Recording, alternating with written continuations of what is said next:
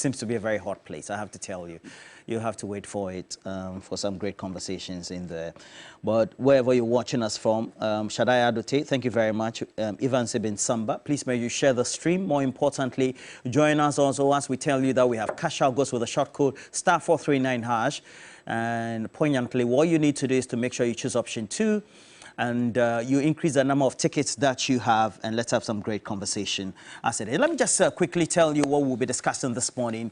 The NDC seems to be adamant that they want to go on the street and demonstrate against the Electoral Commission. And that independent body has specifically pointed out to the NDC that there are concerns they are raising about discrepancies following the registration of individuals who they say also have their names transferred, sometimes without their permission, etc. And then also other discrepancies they've noticed are being taken care of. That's the position of the Electoral Commission. So why the NDC wants to continue with this, day 2 this, so we want to ask them these specific questions. And then also look at the other stakeholders as well. Do they agree that this should be the way, or do we need a truce beyond just having a demonstration? I have Yabwabing Asamoah. He is with the Movement for Change and the Alliance. And good morning to you, Bwabing Asamoah. How are you as well? Very well. Good morning, sir. Okay. Thank you for joining us. We're grateful. It's a pleasure. Well attired in the colors of the Movement for Change. Thank you. All right. Kwesi Kwarteng usually will be a regular. I haven't seen him in a while, but he's been busy doing not only work for the Ministry of Education, but also looking at how he can also help Dr. Mahmoud Bawumia, DM it is possible 2024 to get power by December 7, 2024 as well. Kwesi Kwarteng, you're welcome. Yeah, thank you, Roland, and good morning to you. Good morning. How are you? I'm doing well. How are you too? Yeah. And because you're the ministry, I'll have to say, have you shared all the laptops now? Yeah, so far we are done. The one for the teachers is done. I think currently what is going on is the one student, one tablet. Okay. Yeah. All right. All right. And then also, after this, we'll have an interview on with the news team, whether the tablet where you've reached. But it's not up for discussion, so yeah, sure, we'll shelve that. Sure. And then also, Director for Legal Affairs of the NDC, they've been advising the leadership that they should go on this demonstration. Eduji Tamaklo is a legal practitioner as well. And good morning to you. How are you? And how's been your weekend? My weekend has been very good. Good morning to my brother here. Good morning to Malene Senior. I quickly on this, you know, over the weekend, I saw a video of Matthew Opoku Prempeh in his usual reckless posturing, telling the people in Ashanti that a vote for the NDC, he used the word Omambofo, meaning their nation wreckers. I have never seen a reckless human being. I only greeted you. Look, like Matthew Opoku Prempeh. I now understand why your boss was not at the place when he was inaugurated. Who's his boss? Educhum. The day, what's the name, Dr. Bawumia put him out, Educhum was not there because he could not endorse this reckless character of a running mate. The NDC had been so good to the people of Ashanti, and the Ashantis have reciprocated by voting massively for the NDC. I would encourage the people of Ashanti that when they look back and they see the KJTR market, they should always remember that it was not done in 8 years. It was done in just 4 years. That is what leadership means. Such a reckless person. I just greeted you. I think it's only fair to also respond to such greetings, even though, I mean, I have responded to same already. I believe that, I mean, Lawyer Tamaklo should raise the conversation.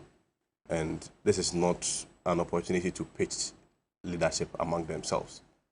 Dr. Duke Chum's inability to go for his inauguration.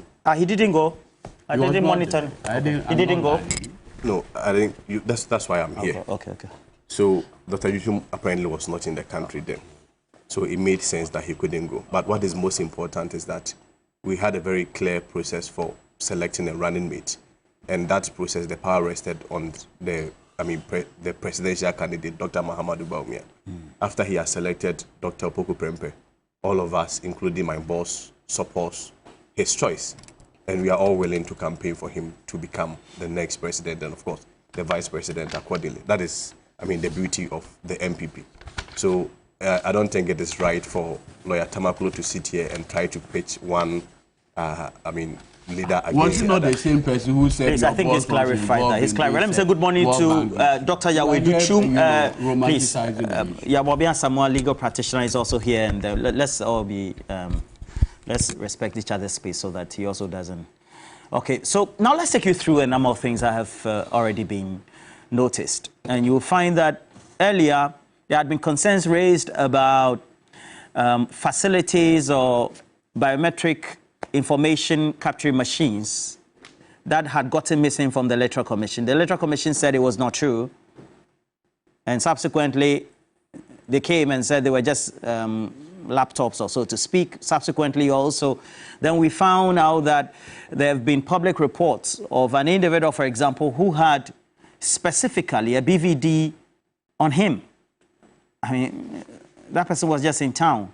And these facilities are supposed to be in the custody of the Electoral Commission, Ghana's Electoral Commission.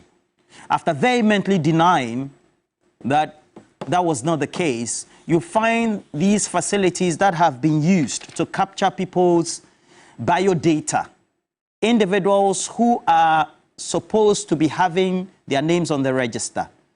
And these machines now in the hands of people, whether they are miscreants, etc.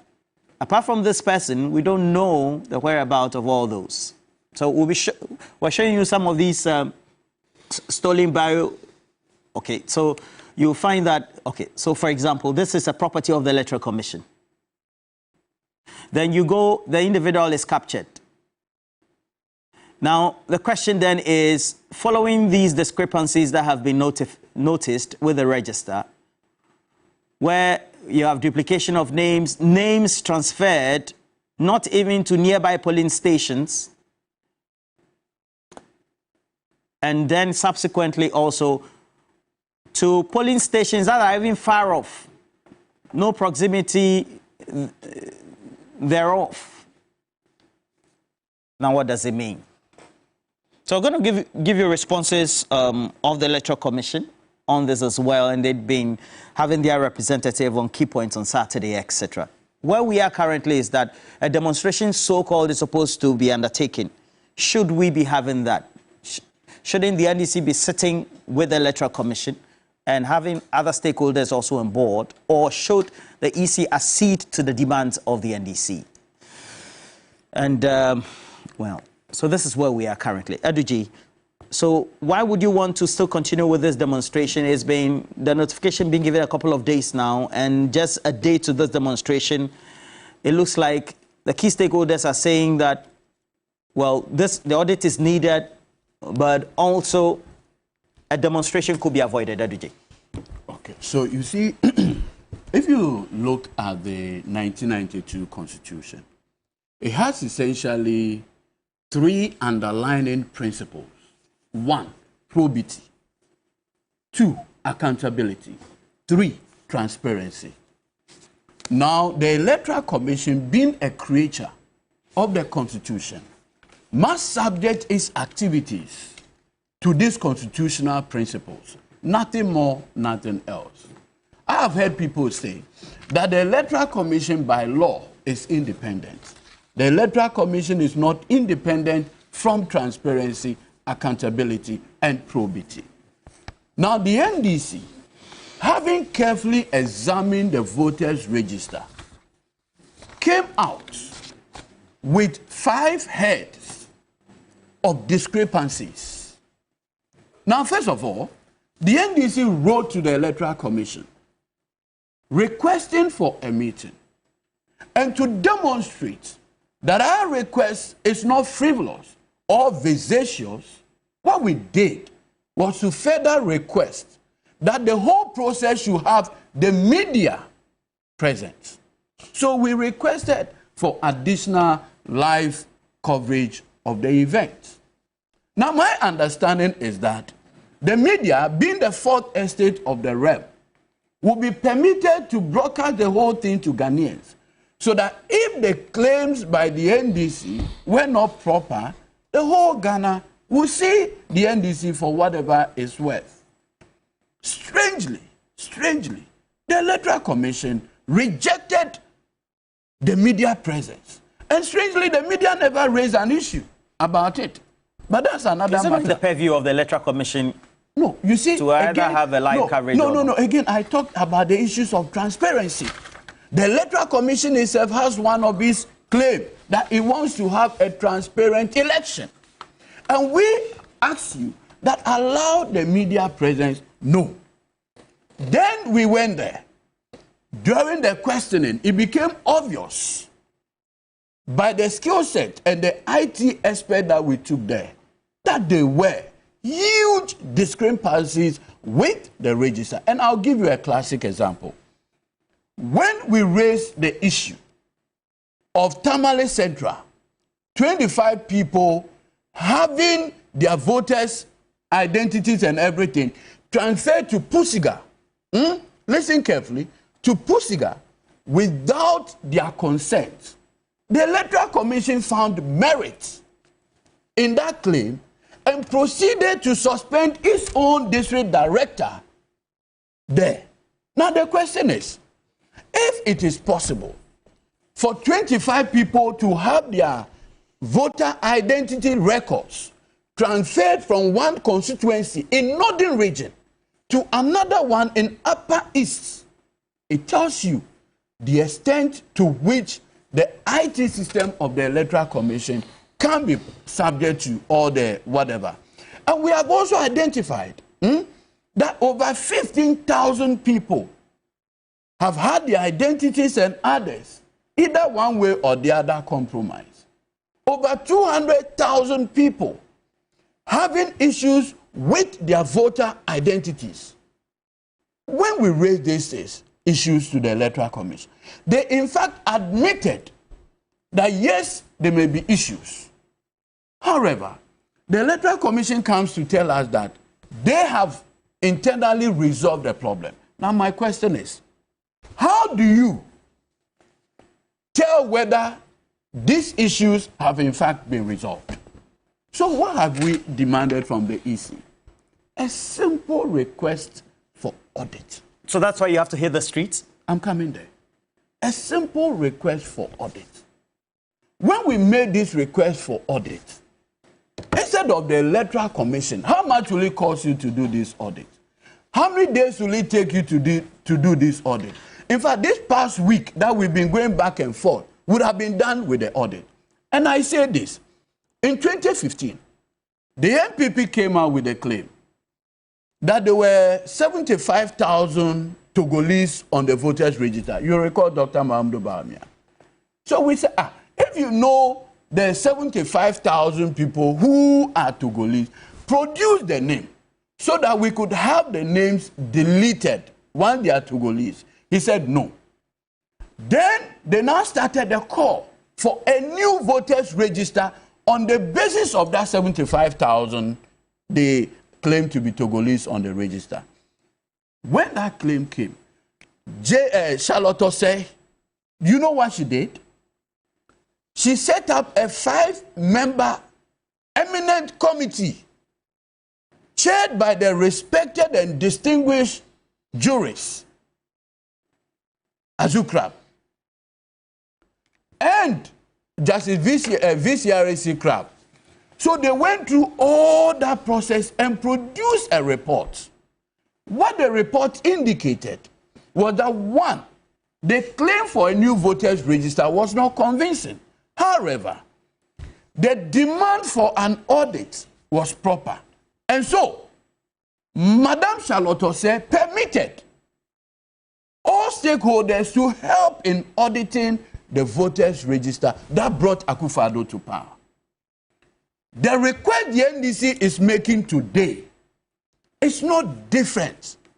The only problem is that you have a situation where the current Electoral Commission and the commissioners do not see the security of tenure provided them by the Constitution.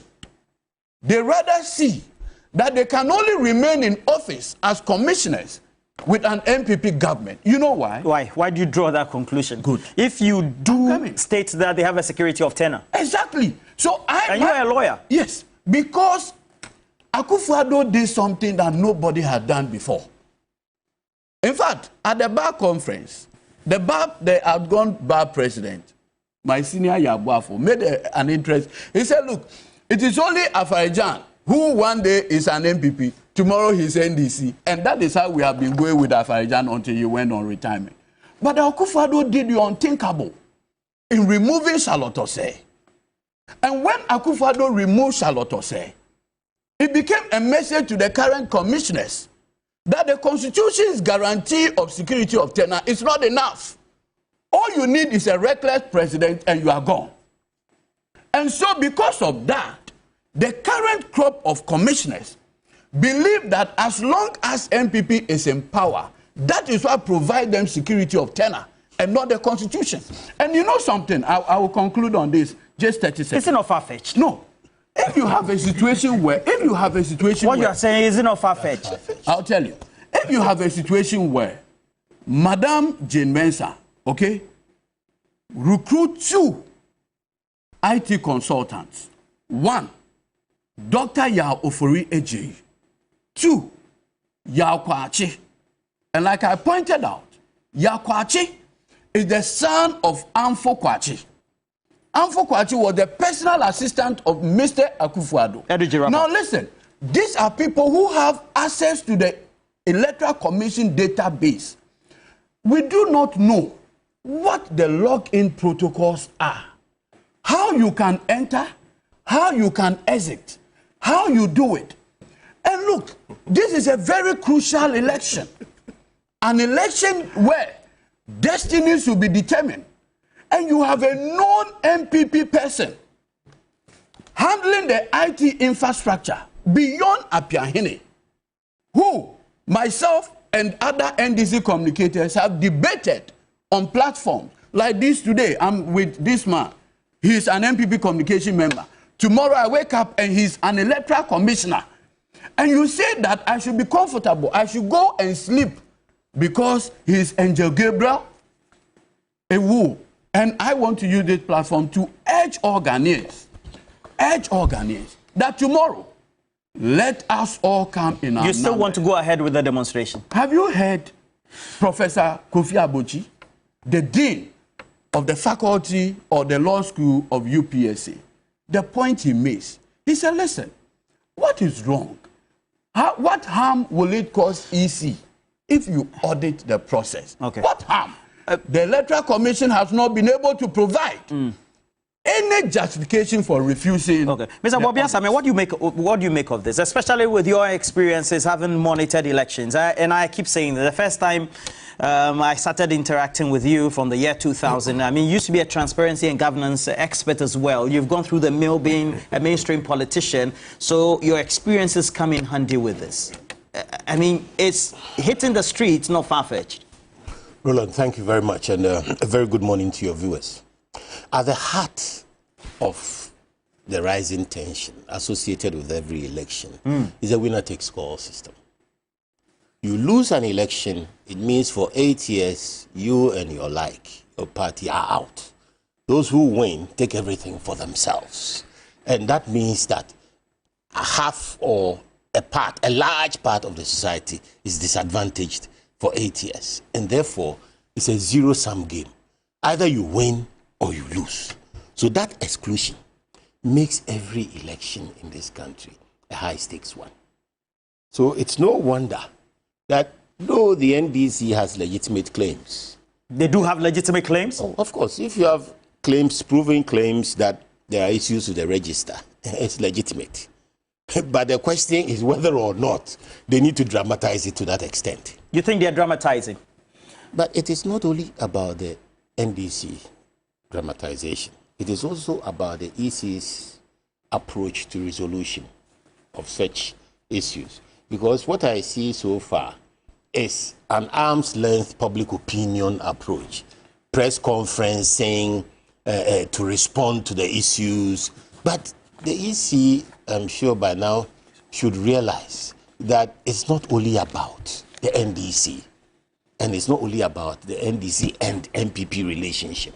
It is also about other political organizations, entities and institutions, and the people of Ghana, who really are fed up with the musical chairs of MPP, NDC, fighting over who is the worst. I was the most corrupt. No, I was the least corrupt. I destroyed the water the most. No, I destroyed the water the least. Not I provided the solutions. So the EC, nothing, and I believe nothing, will hurt the EC if it adopts a more open approach. Instead of the arm's length responses through the media and all that. If you open up and engage not only the NDC, but other stakeholders involved in this election, what you are doing is that you are building confidence. You are building confidence in a way that makes you stand out amongst the people. The people get to accept. Because, of course, all that posturing going on impacts the people. It's designed to create the impression that the people shouldn't trust you. It's designed to create the impression that the people's vote will not count, because whatever mechanisms are going on are to undermine the real intentions of the people, which is to vote a particular party into power. It's an impression that's created with the drama and all that. You understand? It's part of the insurance that if I lose or I win, then I did it on my own merit and the EC was not the factor. Or rather, if I lose, the EC must have been the factor why I lost. So it is important. It is important that the EC moves beyond its authority. I'm not under anybody's control. I have the power to do what I need to do. And therefore, as I'm doing it, it's acceptable to everybody and everybody must go on.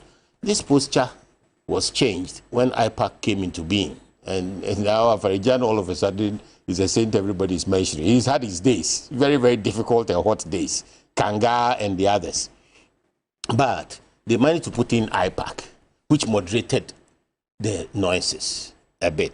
Now IPAC virtually is not a stress, it's not living up to the stress of managing the situation anymore. So you need a new approach, including IPAC, of course, new mechanisms. And I believe that the EC must take on board the need to deal with the political entities, NDC included, MPP included, everybody included, in a manner that builds confidence. So now, question, what is an audit? The NDC is going on strike because they are going on demonstration, which is their constitutional right, because they say they demand an audit. The AC feels that they don't have to give you anything you demand because it's within their right not to give it to you. But in truth, from the approach I'm suggesting, all you need to find out is the parameters of that audit. Because it is true, you have met them and you have agreed that there are issues with the register. And visibly, there are issues with the register. You've displayed some of those issues here. It's come up that names have been mistransferred, there is duplication, and that the exhibition exercise was not enough of a stress test. And that post the exhibition, people are not assured that the changes they expect from the exhibition have been effected satisfactorily. Okay? So in order to bring all this to closure and calm nerves, what stops the EC from sitting down with the NDC and establishing the ambit of whatever the audit so-called means?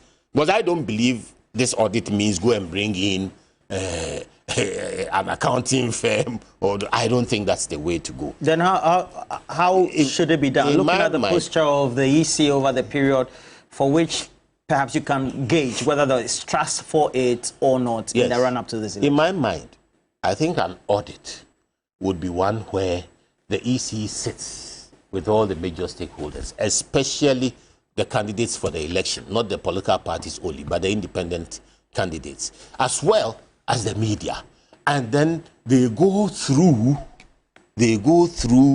what the NDC has presented and stress test it against their master list in the open. It doesn't spoil anything.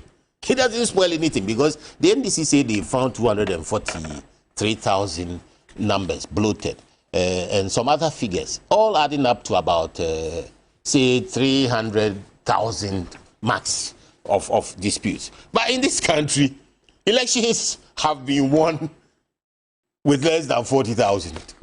Presidential elections. If you remember President Mills late and Nanado, elections have been won with less. Some MPs have won elections by 3 votes, 1 vote. So every vote matters in the 50+1 calculation. So if a party is disputing the validity of 300,000 votes well before you conclude the register process, nothing stops you from calling them up and engaging them. If you believe and accept that your systems are that resilient, then build confidence, bring them on board. For you, the movement for change. Yes.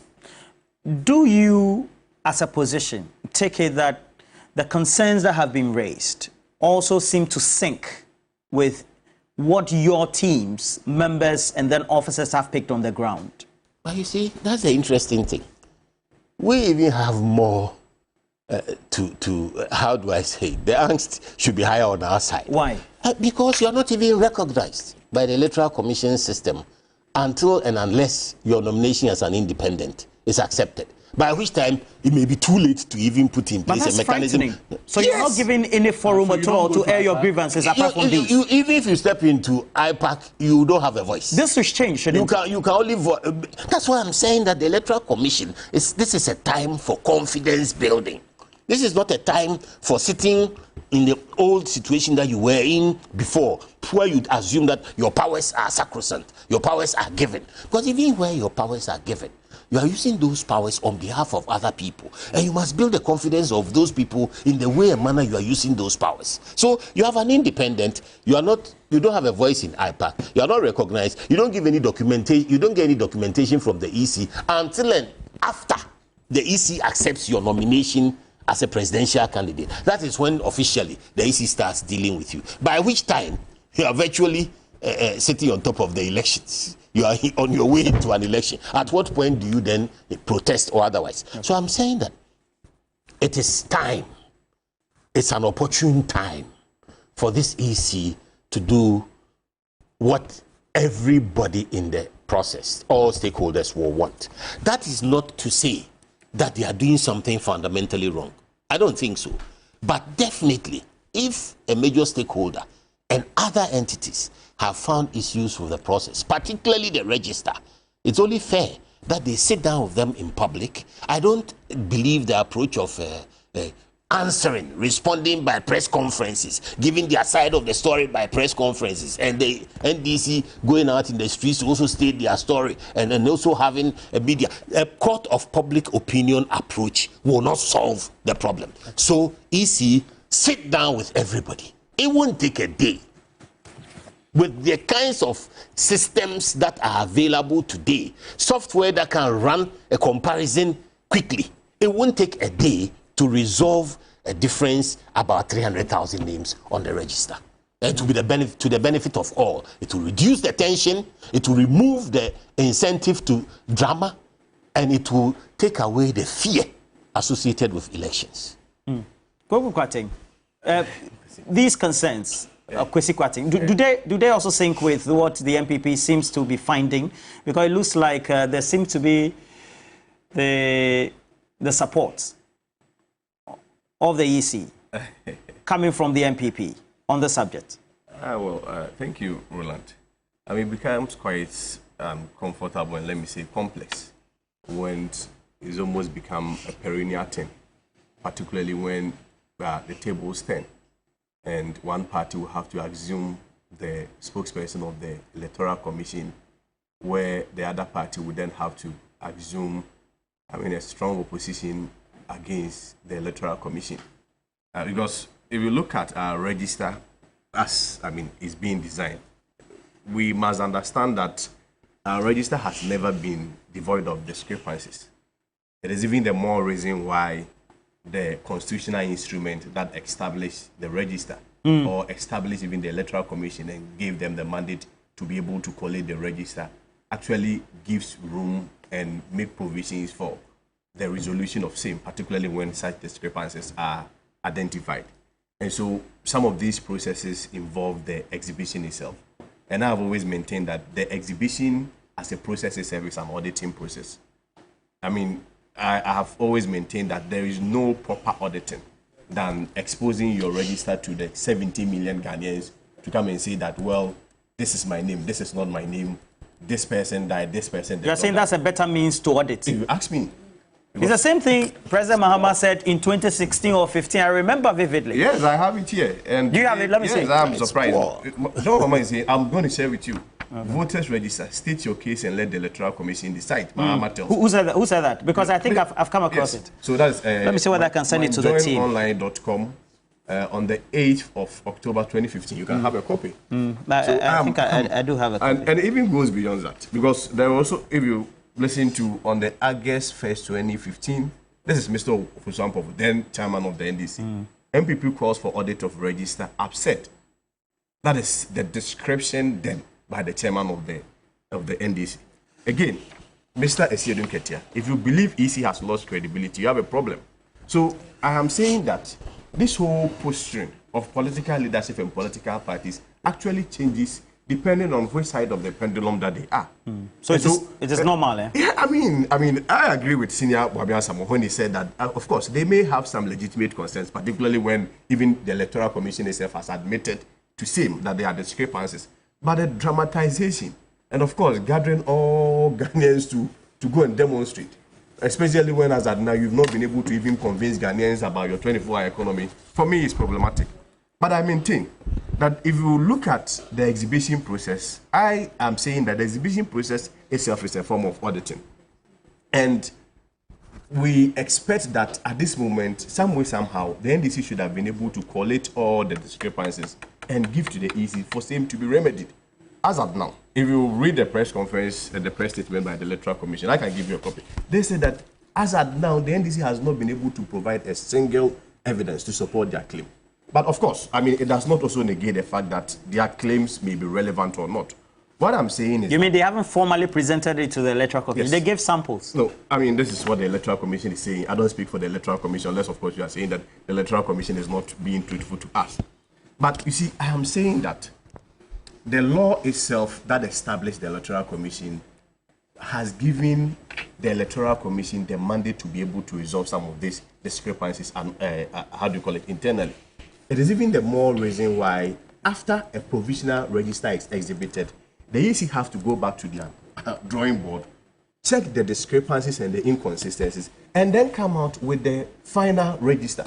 So I feel that, the NDC should just wait for the Electoral Commission to present us with the final register before...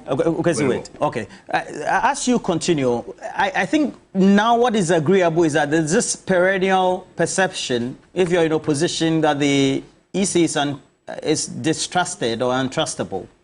Now, let's look at what the former president did say in response to what the MPP had been raising 2015, 2016. And you clearly... So he says, voters register, state your case, and let EC decide. Mahama tells critics. And this was in 2015. Yeah. Now, when you go also, you find that... Shadrach, I shot a video of Samia Uku as well. Play that one. And thereafter, they've been let my vote count. Subsequently, also, then we'll come to the present. Because it looks like I agree with Yabuabia Samoa. He's gone through all the processes of being a guarder of or custodian of transparency and governance, being a politician, a political player, and now on the side of the opposition. And so you find that there's the trend. If there's any communication curve, how it's undulating, you will find it as the movement for change. Seeking to bring permanent change. So let's get Samia Uku's video as well. Across the 10 regions, and is beginning to up the tension in the system. The Christian Council of Ghana should not sit down and only be interested in people signing peace accord when those held and gifted with the responsibility to ensure a free, fair, transparent elections are derelict on their duties. Peace accords on paper on itself cannot provide us with a transparent election. What is sad for us in the MPP youth wing is what has been lost in the narrative. There's this whole peace industry in Ghana. Peace industry. But nobody is talking about the fairness, the transparency. It's not enough for the Electoral Commissioner to go to church and say she's praying, God gives us a leader. When some of the posture and utterances of the EC seems to suggest that they have a favorite in the election. When the electoral commissioner can say that when the elections is becoming too close, I'll call for recount. My goodness. You are a referee, you are not a player. And sometimes the electoral commission behaves like a team protesting against an unqualified player. When you are supposed to be the referee in the game. It's when I'm contesting my brother here, and I am aggrieved with the results, and I'll call for a recount. These things cannot pass without the Peace Council, the Christian Council, our Muslim Council and mission to not commenting on it. Elections is not an event, it's a process. From the process 1 to the process 2 to the process 3 to the process 4, all of it must engender confidence. And thereafter, a number of actions were taken. Because I don't know whether you took part in those demonstrations. We covered it extensively. Gabi Ochredakun, there's somebody who lost the eye. There were great, I mean, he's passed now, etc. And Samia Uku does capture it appropriately, or did capture it appropriately. Then he was a youth leader of the National Youth Organizer. Yes, certainly. Yes. And he says, I think it's very important, the statement he made. Yeah. The election is not an event, it's a process. Yes. And this one, again, we've had the processes of discrepancies being noticed, machines that are used to capture biometric data getting missing, the Electoral Commission on one hand organizing press conferences in response, then the machines that were supposed to be laptops truly then becomes the biometric devices, and subsequently the registration is undertaken. You find some of these discrepancies, and these are now at the table. The Electoral Commission again organizes a series of press conferences, and indeed, I'm told by our reporters, after the speech of the Electoral Commission representatives, the media is not allowed to ask counter questions as well, which usually should be symptomatic of press conferences. And now we've come to the point where the NDC now wants to hit the streets. You are saying that, well, exhibition should be the way for an audit. So, what should ideally be the position now? Because even from inside, now being outside, Yabuabin says that it's also not going to favor his party, because as an independent body or entity being the stakeholder, they are outside any remit to seek remedies. Roland. Yes, sir. My point is that, you see, the register is not correlated by, for instance, robots. I mean, to put it in a very proper context, it's fraught with human interface. And everything that you have human interface, certainly you may have discrepancies. It is even the more reason why the constitutional instrument that gave the mandate to the Electoral Commission envisaged that some of these discrepancies could arise, and also gave some remedies to be able to profess by the Electoral Commission when some of these discrepancies arise. And so if you look at the constitutional instrument that established the EC, it gives the EC powers to include omitted names. It also gives EC the powers that when there are objections to names or unqualified names, EC has to expand it. Removal of names of deceased voters from the register, replacement of poor quality or damaged voter ID cards, correction of wrong or spelling of names, and correction to wrong registration center codes. So I am saying that. So you agree with the Electoral Commission today? No, I am saying that. Same things were said Roland, before. Please go ahead. Go ahead. My point is that the CI itself envisaged some of these discrepancies could arise and has given a mechanism for addressing same. That's the point I'm making. But even beyond that,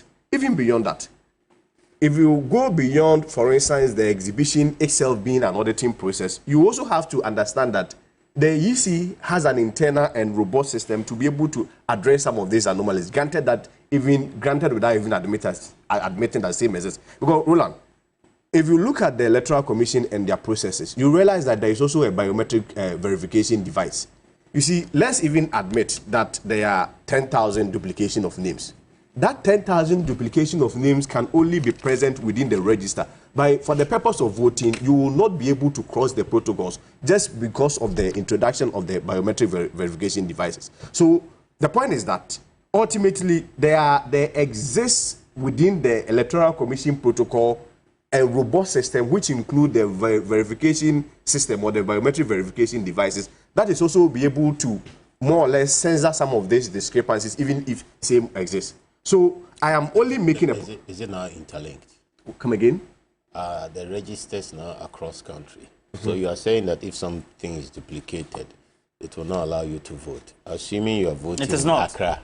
It's not networked. Is it networked so that if you are voting in WA, it will expose you? Basically, you remember during the registration, the electoral commission I was coming to answer him. I think you're going to repeat the same question, right? No, even worked. Okay, to add to it, even worked offline. Yeah.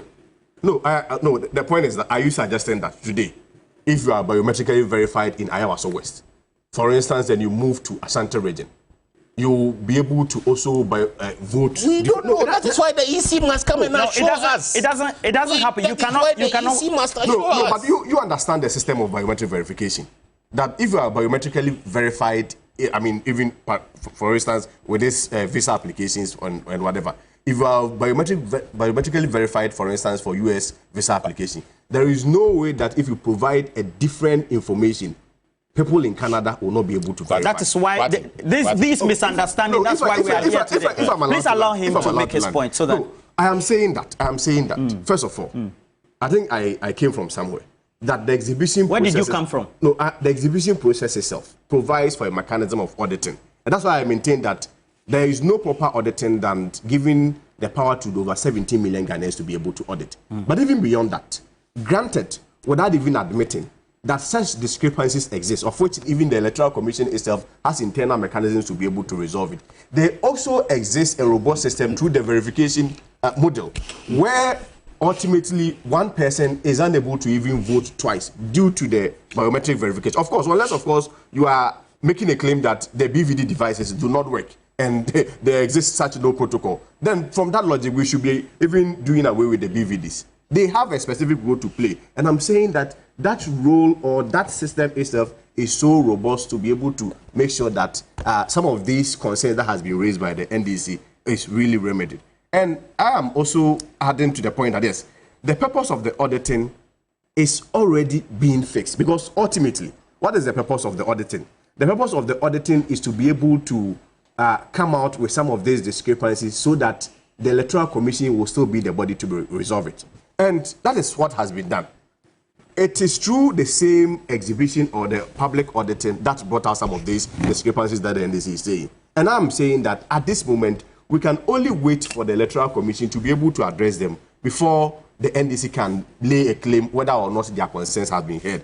It is also important to also mention that as of now, I mean, from the Electoral Commission, the NDC has not been able to present even a single evidence to the Electoral Commission based on the claim that they've made. They gave samples. No, this is the EC statement. Unless, yeah, but they gave samples. I am. But you spent all the time on him. For me, that's the problem. I have been interjected by all of you. Me. I am wrapping up with this. You see, my point is that you cannot approbate and reprobate in the NDC's own backyard. I mean, this is Mr. Dufour's letter to the press when he pulled out from the NDC presidential primaries.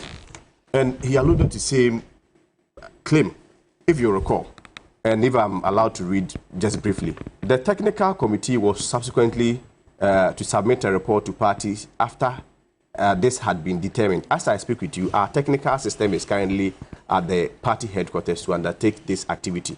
However, despite the assurances given to myself and my team by the chairman of the party, the executives of the party, in an act of complete and unacceptable breach of faith, went ahead to convene a press conference announcing that the elections will go ahead tomorrow. NDC's argument, after Mr. Dufour has tabled his concerns regarding their own register, was that they still believe in the Electoral Commission and their whole electoral process to be able to run a robust system. So what changed? That even during your own internal elections, you trust the Electoral Commission to be able to administer your system with the same register that the Electoral Commission has compiled on your behalf. Then, on the other side, you make a U-turn and then come and make it look and dramatize like Mr. Babia Samoa. Dr. Dufour, did he raise all these concerns by bringing pictorial evidence? Yes. Dr. Dufour raised all these concerns, but I'm saying that they did not listen. You take a look at what the positions are on this table, the responses from Kwesi Kwarteng, and then also you have Babia Samoa as well as other stakeholders. Kofi Abochi, for example, raises some key questions in there and says that for all his experiences, I mean, having the audit done is not untoward. You see, let us all put matters in context. First of all, in 2016, the Electoral Commission was not manned by openly known MPP operative. Today, the Electoral Commission today, in fact, in the year 2020, the person who represented Akufo-Addo at the collation of result in Bono, Dr. Apiahene, is today a commissioner. Has that ever happened in the history of this country? Charlotte Osei was Please, told an NDC member. She had never been. In fact, Charlotte Osei is closer. Oh, listen to me. Why are you doing this? So you have Mr. Please respect yourself. Interjecting me. No, I never did. When you don't call talking, about respect when you interjected me. I what is not in doubt is that when you have a situation where you appoint openly known MPP operatives, the rules of the game changes. Now you have an IT person. You have 15,000 people whose name is on the transfer list, but you don't know where they were transferred from. Whether from Mars or Jupiter, you don't know. 15,000 people. That 15,000 is enough to gerrymander parliamentary election outcome. 15,000. So effectively what they have done is that they sit at the IT department of the Electoral Commission and then they look your face, Yabuabin, Adenta, then they'll take your name to Dome Kwabenya. So on election day, when you go to Adenta, you'll see your name. And is it those who are NDC please. And you have done 15,000. It doesn't matter at this point whether the NDC movement for change people or anybody. And that is why we are saying that in this audit, there will be an MPP rep, there will be NDC, there will be movement for change, civil society group. What is wrong with that? If you have nothing to hide. Two, you see, Madam Jane Mensah believes that she's a beauty queen above the law. Oh, no, that's not fair. It is. Please, Senior, calm down. You see, Senior, when I'm talking, listen to me carefully. No, the beauty queen bit is not fair. Is she not beautiful? Yes, but to say... above the law? And you see, the reason is this. When you have a situation where, for instance, in the Supreme Court election petitions, right, a request for her to testify for whatever legal reason is rejected, it gives her an impression that she's above accountability and that she's not accountable for her work. Meaning what? You saw what happened, where clearly she admitted that there were errors in the declaration and the computation of Form 13. When you have all those situations and the court says no go, it creates a certain sense in the person that she's above accountability. Look, I tell you this, on this platform, my brother here says, oh, but NDC had not provided a single, in fact, he used the word single evidence. So on what basis did the Electoral Commission suspend its director for Pusiga? Was it not on the basis of evidence? The MPP can defend Charlotte Osei, Apiahene, Bosman Asari, and co. But remember that the MPP is not the only stakeholder in our election. What do you mean? Listen, MPP... You mean Jane Mensah, not Charlotte Osei? Oh, sorry, Jane Mensah. Okay. The MPP continues support for this current Electoral Commission. What it does, it undermines our constitutional arrangement. How so? I have no problem if you accept the independence of the commission. Fair. But that independence is not independence to account or to subject yourself to an audit. Why are we even talking about this audit? Are you checking his time? Because ultimately, I was in this country. My own brother, David Asante, he used to lead Let My Vote Count. The MPP organized a demo when they wanted a new register. In fact, Akufo-Addo led that demonstration. They were dramatizing, correct? Was it that drama? No, but still, please, was it drama? So when a political party undertakes a serious activity like demo and you call it drama, then you do not understand what our constitution. I want to make the point here clearly that it is the current constitution of the Electoral Commission that has made it successful to suspicion. Because you have a known IT person like Apiahene, Yakwachi, and co. handling the Electoral Commission IT system. And you say there shouldn't be an audit. Let's do the audit. So the demo is coming on. In fact, all right, we are ready and we have written to the police. What do you make of it? Let me just give you 5 minutes on this with all due respect.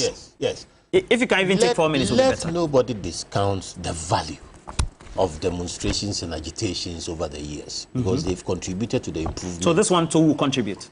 They've contributed so far to the improvement of the processes of elections in Ghana. We are in a process, and there's a demonstration asking for a particular thing. The way the EC handles it determines whether or not there is value addition or subtraction. What do you make of the way the EC has been handling this so far? I think so far, the approach, the resort to the known means, oh, there's been an exhibition, it's not enough. Because how many people go to look at their names in the exhibition? It's not the EC's fault that nobody patronizes, or very few people patronize the exhibition. So the exhibition is not resilient enough to make the corrections. 2, the press conference approach is poor. This business about responding to each other in the press conference, and Mr. Kwati has just waived the NDC's. But it was done before. What's wrong now? Yeah, but what society evolves. This EC has a wonderful opportunity to continue to expand the remit of the EC and create a situation where more stakeholders are brought into its fold, moving beyond MPP and DC. So I'm saying that the way forward on this one, the way I see it, whether the NDC goes on demonstration or not, there must be a resolution. The EC shouldn't feel that they are being pressured to do what is not in their mandate. And the NDC shouldn't be made to feel that it is because of the demonstration that the EC will work for them. What the EC should do is bring stakeholders together and establish the ambit of this audit. What is supposed to go into the audit? Once we agree on the ambit, let everybody, every stakeholder in this election, including the Peace Council, if they want to be part of the process, sit in and have that audit done. What I will not accept is an audit by an accounting firm. I don't think that's what is required. You don't think they're reputable? I don't think that's what is required. I think what is required. It's not. I don't think it shouldn't be an audit by an audit. I think it should be a sit down. It should be a sit down between the EC. So let's agree. Please. No, let's agree to the audit. No. Please go ahead. My time is going. The electoral commission respect movement for change. Alan Chematin, when he becomes president, will get rid of winner takes all, and we'll stop all this bickering for nothing. Everybody will be involved. Please go ahead. So the EC should.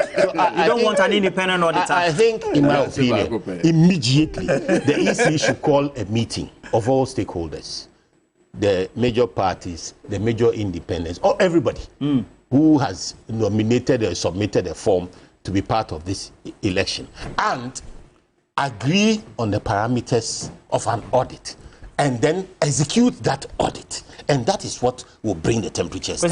Just 4 minutes on this. I'll end by saying that the EC should be given the opportunity or the chance to be able to fix the discrepancies that has been identified.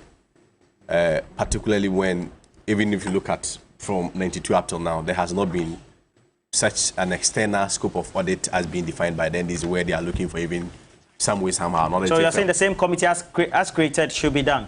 The crab committee. International audit of voters. The crab committee. No, please allow him. No, I am saying that it doesn't matter. It doesn't really matter who makes the call, whether it's the MPP, the NDC, or even the movement for change. Okay. What is important is that as a people, we should be able to give that discretion or that trust or that power to the Electoral Commission to be able to use its own internal processes to be able to fix the register. But you have to build confidence. Exactly. What is important is confidence building. And so you trust the Electoral Commission. My 4 minutes, I have not even done 1 minute. Respect for international audit of voters register. And today you have no, you see, Roland, I'm not sure I've really made any different point. I've been consistent with what I'm saying, that it depends on which side of the pendulum that you sit. Really? And I have brought, instances. I even shared with you a video where Mr. Johnson, Dunketia, was praising the Electoral Commission for being credible and the fact that they should be left to do their work, and that the fact that they have their own internal processes to be able to address these discrepancies. You see, Mr. My point is that don't let us create the impression that the voters register are done by a certain mechanical system. It's not by human beings. So obviously, you will get some of these discrepancies. It is even the more reason why the law envisages these things that will arise. And at the end of the day, also provides remedies for resolving same. We cannot bring in, for instance, an external company or auditor like KPMG or Deloitte to come and audit our register. Wait. You should give us precedent. You should give us precedents all over the world. All right, let me go on to galamsey. Let me go on to my 4 minutes. It looks like I've not been treated fair, because when I'm talking, Mr. Tamakulu keeps interjecting. No. You said you wanted a precedent. On the 4th of April 2017, all right, KPMG issued a statement about audit. Granted. Roland, let me land. I put a video there. I will download it for me. Yeah, Roland. Granted that ultimately, even if KPMG has to combine efforts with Deloitte to be able to do the auditing exercise, ultimately, who implements the audit findings? It's not the same Electoral Commission. So why is it that if you have any issue, any discrepancies that you've identified, you cannot give same to the same Electoral Commission to be able to resolve it? Why is it that if you have such inconsistencies, it's not the same Electoral Commission? A similar audit in 2015. No, I am saying that. If you believe in your own system, you want to parade Ghanaians. You want to parade Ghanaians. You want to parade Ghanaians to be on the General Secretary for the Ghana National Association of Teachers. We know the organized labor.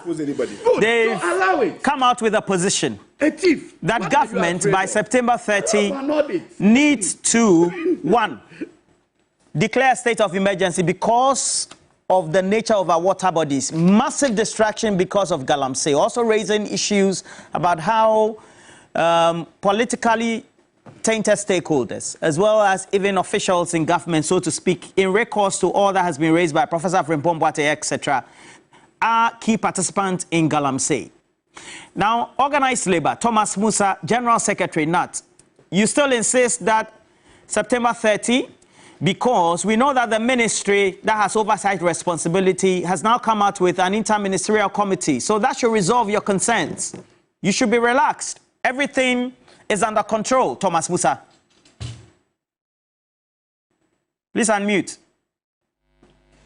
Yes, I have already done so. Okay, Can you hear me now? Yeah, go ahead. Good. Good morning to your good self, the panelists, and all the viewers this morning, and all Ghanaians. I say good morning. Roland, for some time now, we are... Mr. Musa, I would want you to go back or take your screen a bit back so that I can get you better. Okay. Okay, that's fine. Talk. Is that okay? Yeah, fine. Good.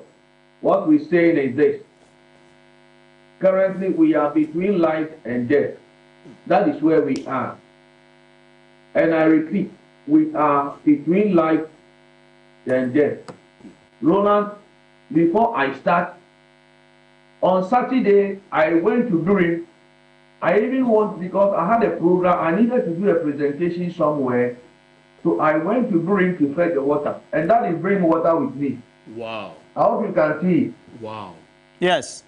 You can use that is Durin. River Green yesterday, on Saturday, I was there myself to fetch it. I went to Eninen to fetch it. That is River Green. I see. That is the state. And within the week, I'll go to Pra and other areas, to Pra and the other areas, and fetch the rest of the rivers where we have them. Roland, like I have told you, we are between life and death. And to the extent that we are between life and death, we do things that will give us life. If we take galamsey, we're taking death. But if we choose our water bodies to stand with our water bodies, then we're taking life. We have decided to take the path of life. And whatever we can do to survive, we will get it done. And that is why we are saying that we're giving the president up to the ending of this month, that is September, to declare, number one, the state of emergency. Number 2, revoke the LI, giving people the mandate to go into our forest reserves. Number 3, establish a galamsey court so that all those involved in galamsey destroying our water bodies should be punished severely. Then the last one, the equipment and all the things that are in those areas should be withdrawn. Then the military and the police should be given free hand to protect life and property. Don't forget, the police will always tell us that their duty is to protect life and property. The question is, are the police people in Ghana, the water bodies, are they not part of the properties of Ghana? Why are they not protecting it? So that is what we are saying at this moment. So 30th September is the deadline, and we stand by it, my brother Roland. So the ministry, or there is an inter-ministerial committee that has been announced by the ministry. Of course, I'm sure it's coming from the president who has given those powers to that inter-ministerial committee. That should halt your demands, even though you say you are still going ahead, right? The issue is this. The issue at stake now is not a ministerial matter. Then what matter is it? It is a presidential matter. And that it is not for nothing that Article 31 is found in Ghana's constitution. There is a reason. There is a reason why the emergency powers in the constitution was given to the president and not the minister. Because we are talking about the essentials of life of the people have been threatened. We are talking about existential threats here.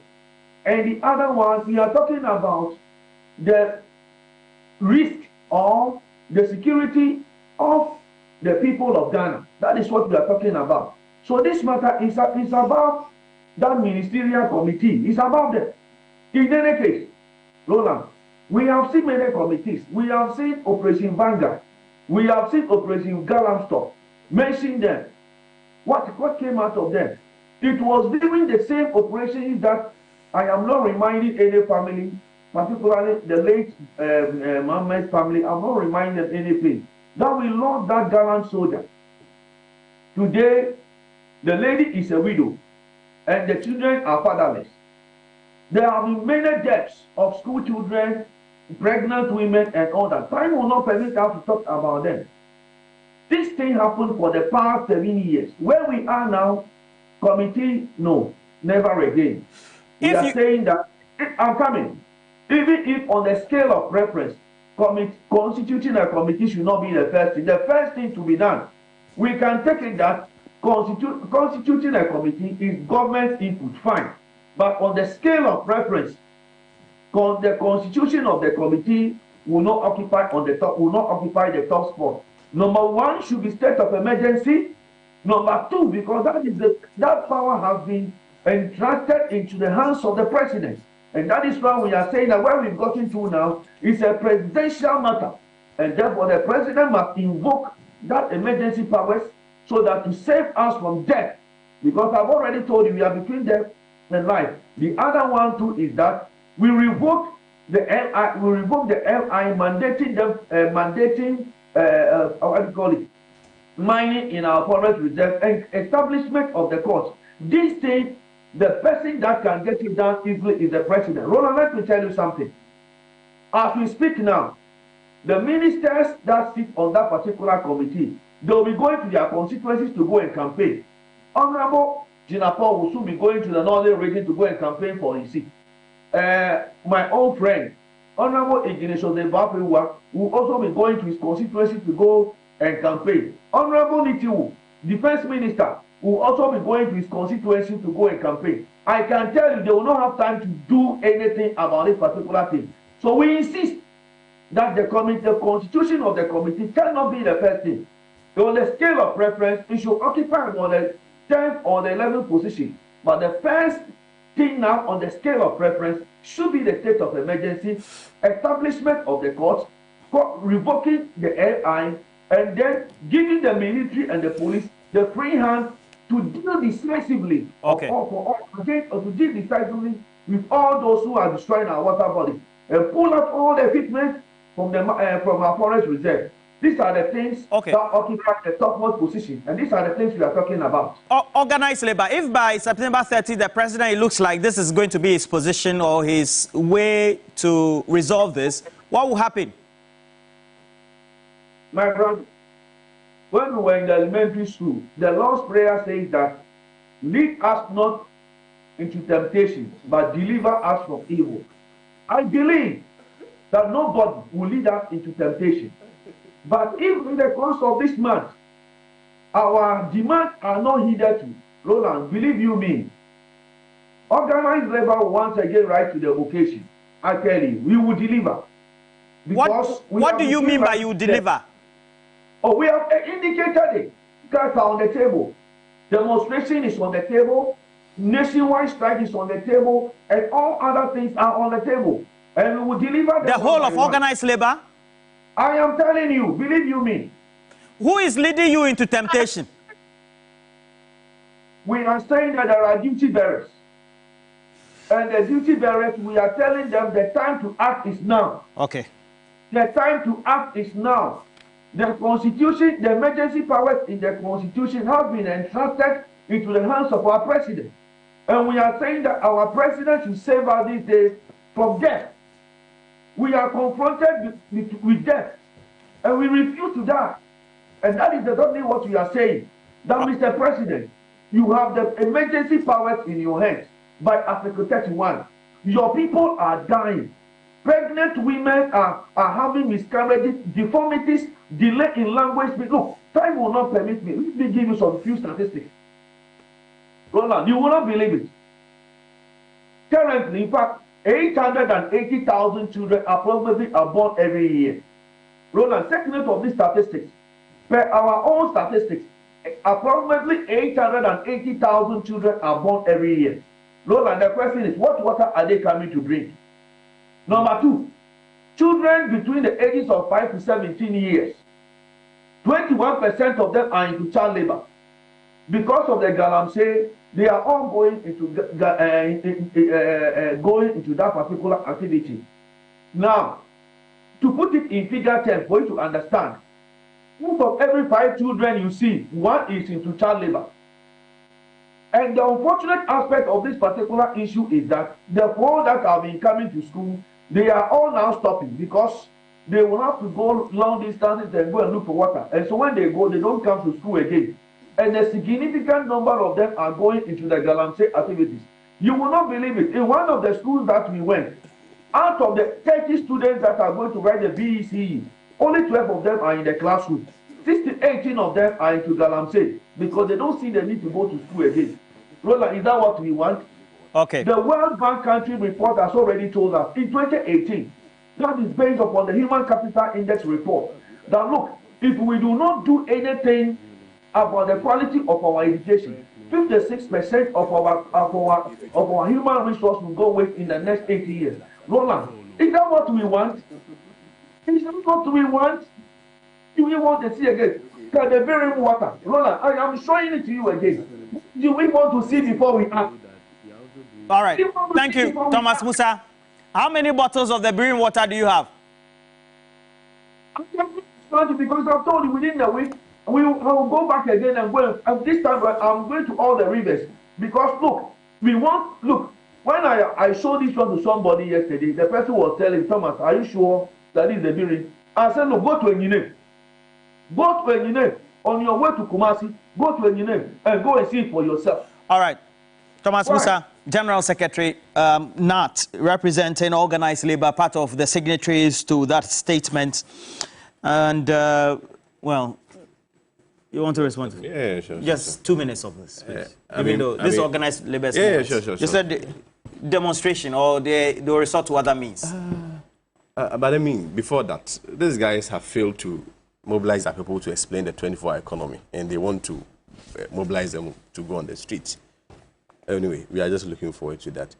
But, I mean, on the galamsey subjects, I acknowledge that it's a very complex subject. Which constituency do you come from? From Asante Achim North. Do we have galamsey there? They are busily digging.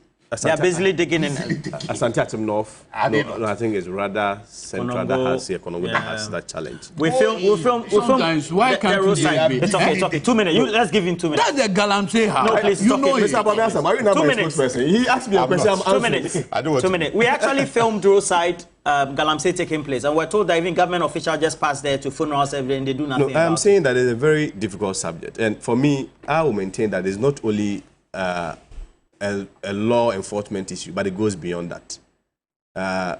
If you ask me, there is some economic, social, and cultural undertones. And so such discussions, obviously, it becomes quite difficult to have. And it's even the more reason why I've always maintained that at every point, our discussions will have to be multifaceted in the context that if we are having or discussing this subject, it does not necessarily have to be political. Other than that, we may be losing the fight ultimately. But of course, if at the end of the day, we are having a discussion on the galamsey and you have politically exposed persons, for instance, coming out to say that our grant all galamseyers imprisoned under Akufo-Addo amnesty, it becomes very difficult to be able to fight it, particularly when you're a political party and such comments from a political leader like Mr. Mahama some way somehow affects your political or electoral fortunes. It becomes very difficult to address them. So for me, my point is that it's an issue that has to be devoid of politics. Of course, as a people, I mean, the fight against galamsey, like I indicated, or I always say, is not an event. It's a process. You may have some peaks and valleys, ups and downs. There will be successes and failures. But ultimately, if you ask me, it requires a more extensive and broader apolitical approach to be able to address it. Because, like I indicated, it's not only an issue of general non-performance when it comes to the enforcement of our laws, but you have, I mean, economic ties linked to it. You have social ties linked to it. You have some cultural ties linked to it. So for me, the last thing I want to see on this whole galamsey conversation is politicizing it. And we'll need everybody's effort. We'll need more stakeholder engagement. We'll need more collaboration. Because, I mean, I was doing some reading last night. It even pre-exists even the pre-colonial time. And it shows that, yes, the non-enforcement bit. So you agree that galamsey has been with us? Yes, that's what I'm saying, that it requires a waters have not been like this. Yes, so the responsibility should be with government, and the blame, because of the state of the water, should be put on government. Yeah, ultimately. And the government is led by the president and his vice president. No, ultimately, the government will take the final responsibility in terms of even the fight or leading the fight. Of course, there has been several interventions, as you and I know. There has been Galamstop, there has been Operation Vanguard, and what have you. But of course, if we recently recall the Operation Galamstop and Vanguard, there were people that were arrested as part of the law enforcement mechanisms. What was the response of our friends in the NDC? That when they come, they are going to allow it.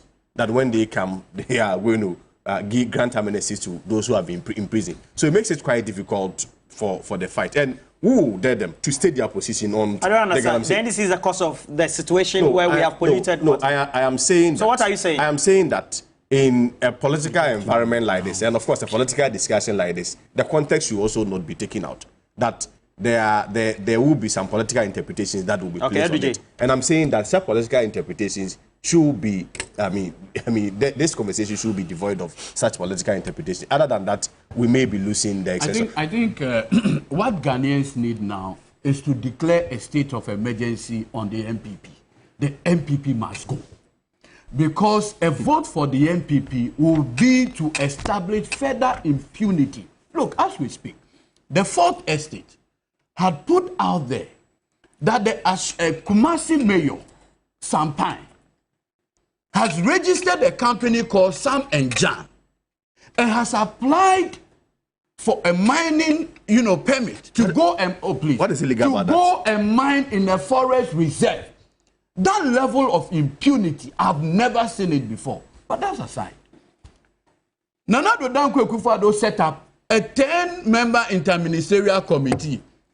The result is disaster. 10-member could not do. Now you want a 5-member committee. And like Thomas Musa rightly pointed out, of these 5, only one is not contesting for parliamentary election. Kandapa. The rest are all. In fact, as at yesterday, my learned senior Abu Jinapo was in his constituency Damongo with the finance minister. He has no time for this galamsey matter. The president is checking his overall responsibility. I've just read that galamsey is now even causing impotency. I just read online, Dr. Pobi making the point. Now women, they go to give birth and the kids come without their genitals. What is your solution? Please.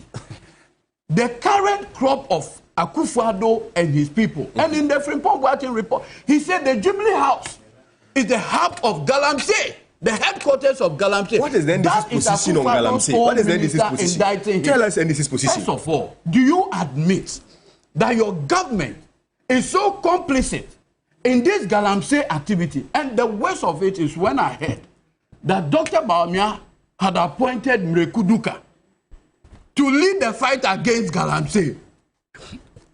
Mrekuduka. What has it done to you? La ilaha illallah.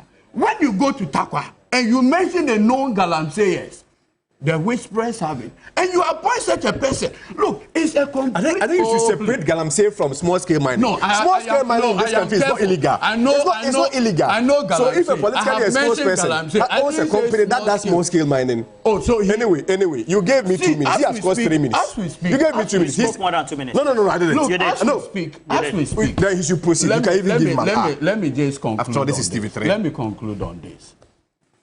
We have gotten to a point.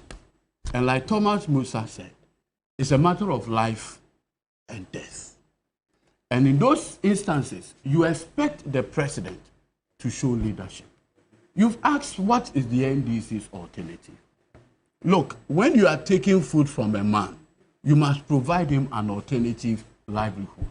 The NDC has the record of providing alternative livelihood for persons that were taken. In planting of trees, among other things, these are very fab. In fact, when you go to Ethiopia, they were able to regenerate the environment with 2 billion trees. It is doable here. But they're already planting. Yeah, but look, it has failed. The record is that it has failed. So in concluding on this matter of small scale, I would just say that President Nana Addo Dankwa Akufo-Addo must declare a state of emergency unto himself. You did 5 minutes. Because his leadership has been completely shambolic. And he should not be permitted. Where's Akunta Mine? The beauty of when Alam becomes president is that these two parties who are afraid of losing power will all be part of power. We'll get rid of winner takes all. That's the beauty. So they'll be part of the movement for change government? The union, yes. The unity government means that everybody comes on board. No. Is it from Please. The chief of let him make his point. We don't do you can make that after. No. We don't do galamsey now. NDG, please. You've hardly. I just want to the chief of Agogo. Who is the chief of Agogo? He said that they should stop mining. In Agogo, it's not true. Ministerial, the new ministerial committee is useless. The new ad hoc ministerial committee is useless. So you want to be on the committee? It is useless because it will not achieve anything. Because with 3 months to go, the president has to be more pragmatic. This matter that IMSIN could not deal with cannot be dealt with by 5-member ministerial committee with 3 months to go. So at least the president should do one tangible thing. He should have the LI repealed. The LI, which is allowing prospecting and digging in forest reserves and around river bodies. That selective LI. It's not, they are not capable of policing it. You are saying we are here because of the LI? It should be, no, not just the LI, but that's the first step. It should be repealed immediately. That's something concrete the president can do. Another thing the president can do is that he should stop them issuing new licenses. He should stop, the third thing is that he should stop new excavators going from Tema into the bush. These are initial measures that will take the politically exposed people out of the equation very quickly. I agree. Once you take the politically exposed people out of the equation, you can do some basic minimum immediate enforcement so that other responsible people, after 3 months when Alan is in charge, he can implement measures that will cure this thing once and for all. Otherwise, as we sit here, either the president is not aware of the devastating effects enough, or he doesn't care, or worse of all, he's complicit. He is beneficiary.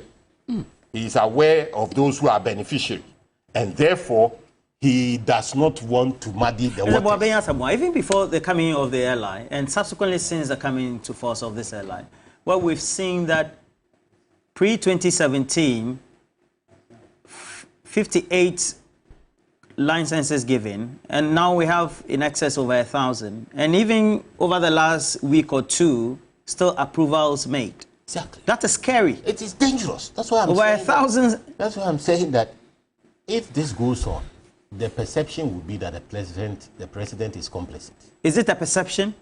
But if you have 1,000 airline licenses being given, yes, and an airline which is facilitating the abuse of those licenses, and you have a ministry that is not enforcing anything, then the entire machinery, which is supposed to protect us from ourselves, is complicit in it. That means the president is falling down on the job. Do we need a state of emergency?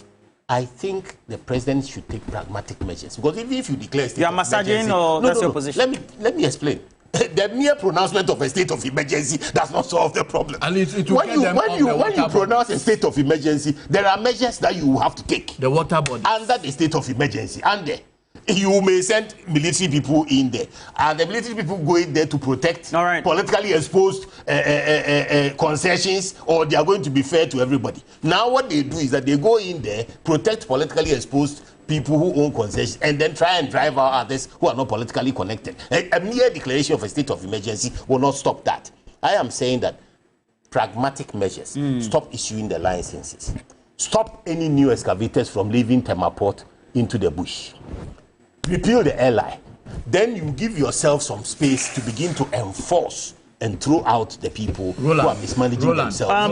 Let me say good morning to Sahinaza Mustafa, Rena Awene, Alan has a solution. You know the Dr. Carl Domenyo, who lives in North Carolina, Charlotte specifically. Can you imagine? Yes. Look, the Ashanti regional minister is advising DCs not to use the drill equipment for mining, for galamsey. Yes. That is what the situation has gotten to. It's so, and you are just saying there's something about the and difference between legal mining and illegal mining. You have a license to mine legal. But when you get into the bush, do you have a concession? Do you know people who have concessions? Are poor. Well, I was waiting. I was waiting for you to ask me a question before I speak. You say I'm interrupting. Everybody keeps making comments in Mr. Babian Samuel's submission. You never saw interjection with him. I don't own a concession. I mean, on principle, I'm not a miner. But you see, I think. But you know so many people. Politically exposed, they are not miners. They are benefiting from. They're sponsored. Roland, I'm coming. Roland, you made mention on the licenses. Import the excavators to Tema. Roland, let's get this clear. Mr. Abraham on the floor. You see, it's good to have a proper licensing and regulation regime than a regime that do not have licenses. So we should just give wholesale licenses. No, I'm saying that, of course, licensing... Is that not the cost of all this? Licensing has to be complemented with, an enforcement effort. That I agree. But I can earlier indicated, it is not only an enforcement issue. It goes beyond that. I am daring you to state your position on galamsey. Step into the world of Dewa 539 for your chance to win big with Dewa Direct and Dewa Chop Money. With Dewa Direct, you have to dial *446#, pick the range of the numbers 1 to 39, and win 20 times, 400 times, and 40 times your stake, and win cash every evening at 7 p.m. And when it's on Sunday, 6 p.m. Early bets, they also love Dewa Chop Money at 10 a.m. There's a draw. Use the range of the numbers 1 to 39. You win same multiple times, 1 to 39 being the range of the numbers you have to use. Just in case you want to play online, go to dewa-nla.com or dial again *446#. Let me say good morning to a number of you. And, well, Patience, Tima, good morning to you. You are with the MPP constituency chapter of, Equiapim North specifically. I wish you a good morning as well. And all those who have been to my brother Bill Goglo. Okay. We're taking a break. We'll be right back. Thank you all for coming, right? Kwesi Kwating,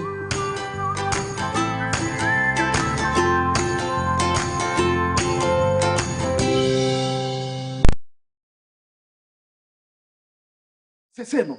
Nananom say. Omuhia benku ane tilapia baako. Eh, benku no kra ye ne no. Ndo na me de fufu ne ba no. Wine na fufu na ba na na de dem. Mo tia Kevin kra wani. Ode ne nsa wo mu a, e no ja si ho. Ja said the wood chenny when you oya de obeye. Tilapia no de ko 440 Ghana de bibila. Making money shouldn't be this hard. Just reload and win cash in the Telisa More Money promo. Win daily and weekly when you reload your mobile and broadband bundles. You can win up to 30,000 Ghana cedis weekly or the 1 million Ghana cedi grand prize. The more you reload, the better your chances of winning in Telecel More Money promo. Dial star 500 hash or opt in on the Telecel Play app for free. Telecel, connecting energies. This promo is regulated by the NLA on the Caritas Lottery platform. Prophecy time. Abraham and Sarah, Mubanya twins. Go and buy jacket. You are going to Canada. The best born Baba. Master, what the Canada? Mungo today. Born a wow. What you need? Because of my mepa. Business in bread, school fees, chop money. Funeral bills, suppliers, in-laws. Side chicks. Oh yes, I book count. Oh how na spiritual. For bills. Bills micro credit. You see why? Bills micro credit. From Mbabwa. Ati. Kona from. Next. Everyone is running to Bills. Enjoy the peace of mind that comes with acquiring any of our loan facilities. For whoever you are and whatever you're doing, Bills has a product for you. No susu, no deposits. All you need is your Ghana card. Bills, financing your needs. Hello, Bills. Wow promo! Feel the moment of joy from 1xBet. Cash prizes. iPhone 14 Pro. 100 bonus points. Take part in the prize drawings. You can use promo code to get welcome bonus. This advertisement has been vetted and approved by the Gaming Commission of Ghana. Bet responsibly, not for persons below 18 years. Gambling can be addictive.